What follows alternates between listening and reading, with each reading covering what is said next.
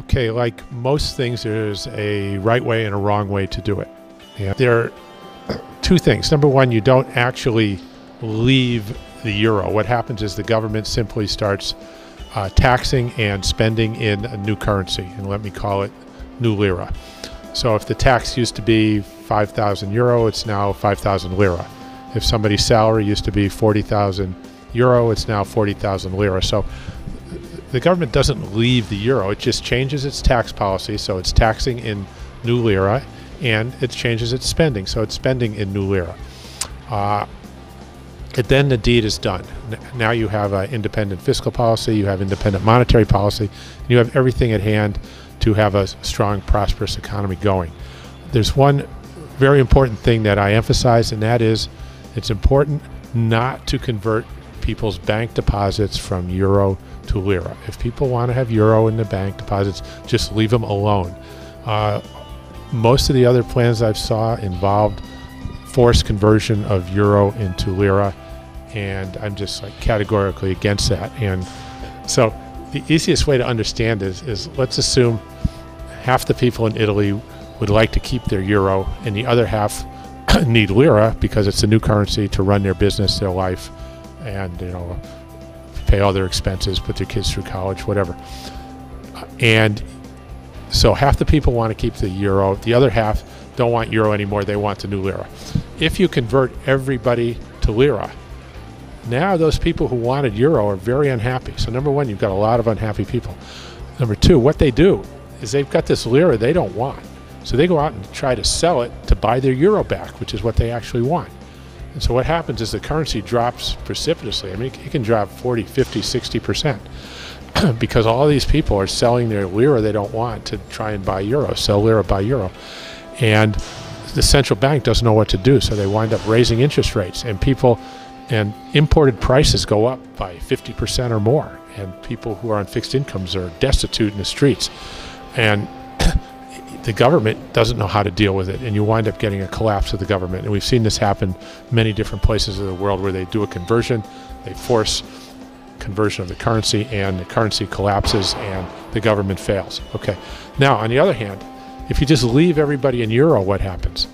Well, now people who want euro got them, so they're happy.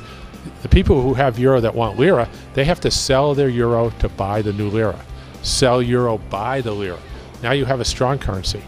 Well, where are they going to get the new lira?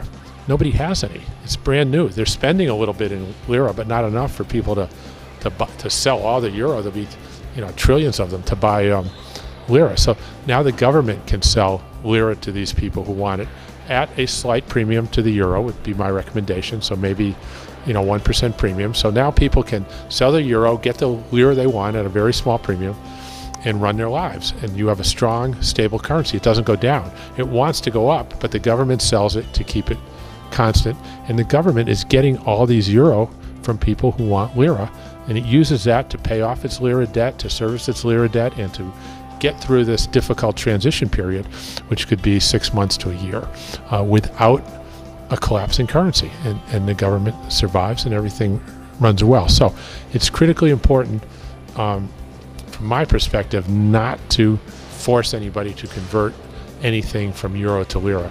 And that includes all bank deposits, which includes central bank deposits, which are Italian bonds. You do not convert to Italian bonds. You leave them in euro.